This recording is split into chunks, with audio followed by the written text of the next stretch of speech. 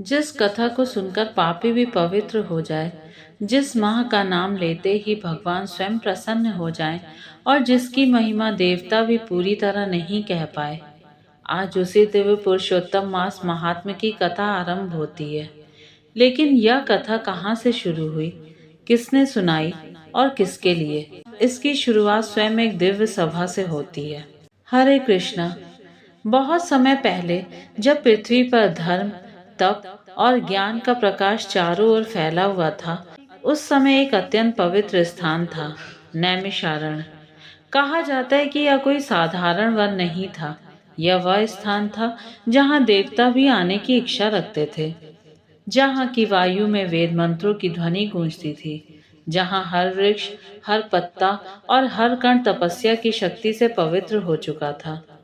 उसी नैमिषारण्य में एक समय 88,000 ऋषि मुनि एकत्र हुए। वे कोई सामान्य साधु नहीं थे।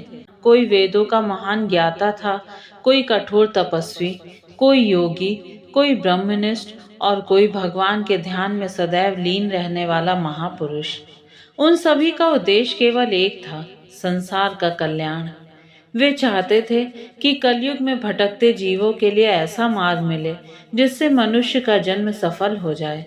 वे चाहते थे कि कोई ऐसी कथा, ऐसा ज्ञान मिले जिससे जीव इस जन्म मरण के अंतहीन चक्र से मुक्त हो सके। वहां एक विशाल यज्ञ चल रहा था। चारों ओर वेद मंत्रों की गूंज थी। स्वाहा स्वाहा। यज्ञ की अग्नि आकाश की ओर उठ रही थी। घी की सुगंध पूरे वातावरण को दिव्य बना रही थी। वातावरण में ऐसी शांति थी कि मानो स्वयं प्रकृति भी ध्यान में बैठी हो। इसी बीच अचानक सभी ऋषियों की दृष्टि एक दिशा में गई। दूर से एक तेजस्वी पुरुष आते दिखाई दिए। उनका मुख शांत था, आंखों में अद्भुत करुणा और ज्ञान की चमक थी। शरीर पर साधारण वस्त्र थे, लेकिन चेहरे पर ऐसा तेज मानो वर्षों की तपस्या वहां चमक रही हो। वे थे महामहिम सूत जी महाराज। सूत जी केवल कथावाचक ही नहीं थे, वे पुराणों के महान ज्ञाता, महर्षि व्यास के शिष्य और अनेक दिव्य घटनाओं के प्रत्यक्ष साक्षी थे। जैसे ही ऋषियों ने उन्हें देखा, सभी तुरंत अपने आसन से खड़े हो गए। एक एक कर सभी ने उनका स्वागत किया। किसी ने चरण धोए, किसी ने पुष्प अर्पित किए, किसी ने उन्हें प्रणाम किया। फिर बड़े सम्मान से उन्हें एक ऊंचे आसन पर बैठाया गया। कुछ देर मौन रहा। फिर ऋषियों में श्रेष्ठ शौनक ऋषि हाथ जोड़कर बोले, हे सूत जी, आप धन्य हैं। आप समस्त वेद, पुराण और शास्त्रों के ज्ञाता हैं। आपने अनेक महापुरुषों के श्री मुख से दिव्य कथाएं सुनी हैं। कलयुग के जीव मोह और पाप में फंस चुके हैं। मनुष्य का मन चंचल हो गया है, धर्म कमजोर होता जा रहा है। ऐसे समय में हमें वह कथा सुनाइए जो सारभूत हो, कल्याणकारी हो और जीवों को संसार रूपी महासागर से पार कराने वाली हो। सभा शांत हो गई। सभी ऋषि उत्सुकता से सूत जी की ओर देखने लगे। सूत जी कुछ क्षण मौन रहे। उन्होंने आंखें बंद की, भगवान का स्मरण किया और फिर धीरे से बोले, हे ऋषियों, आपका प्रश्न अत्यंत उत्तम है, क्योंकि जो प्रश्न भगवान की महिमा, धर्म और जीवों के कल्याण के लिए पूछा जाए, वह स्वयं पवित्र हो जाता है।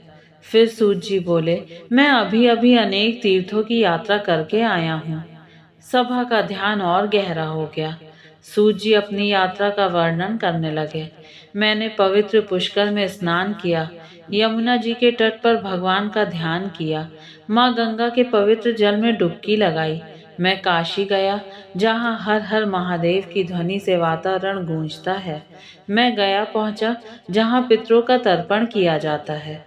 मैं त्रिवेणी संगम गया, जहाँ गंगा, यमुना और अदृश्य सरस्वती का मिलन होता है। फिर मैंने गोदावरी, कावेरी और नर्मदा जैसी पवित्र नदियों में स्नान किया। सूत जी बोले, उस यात्रा ने मेरे मन को और पवित्र कर दिया। ऐसा लगा मानो हर तीर्थ मेरे भीतर भगवान के प्रति प्रेम को और बढ़ा रही हो। लेकिन तभी उनकी आवाज गंभीर हो गई। यात्रा करते करते मैं हस्तिनापुर पहुंचा। सभा में बैठे ऋषि ध्यान से सुनने लगे। सूत जी आगे बोले, वहां पहुंचकर मैंने एक आश्चर्यजनक समाचार सुना। राजा परीक्षित ने अपना राज्य त्याग दिया है। इतना सुनते ही सभा में हलचल हुई। राजा परीक्षित वही महान राजा, अर्जुन के पौत्र, धर्म प्रिय और भगवान के भक्त। उन्होंने राज्य क्यों छोड़ा? सूत जी आगे बोले, जब मुझे यह ज्ञात हुआ कि राजा परीक्षित गंगा तट पर अपने अंतिम समय में तपस्या कर रहे हैं, तो मैं तुरंत वहां पहुंच गया। और फिर जो दृश्य मैंने देखा वह आज भी मेरी आंखों में बसा है। गंगा का तट, शांत बहता हुआ जल, हवा में अद्भुत पवित्रता, चारों ओर ऋषियों और योगियों की विशाल सभा। कोई मौन व्रत में था, कोई उपवास कर रहा था, कोई केवल फल खाकर जीवन जी रहा था, कोई केवल वायु पर निर्भर था। सभी एक दिव्य घटना की प्रतीक्षा कर रहे थे।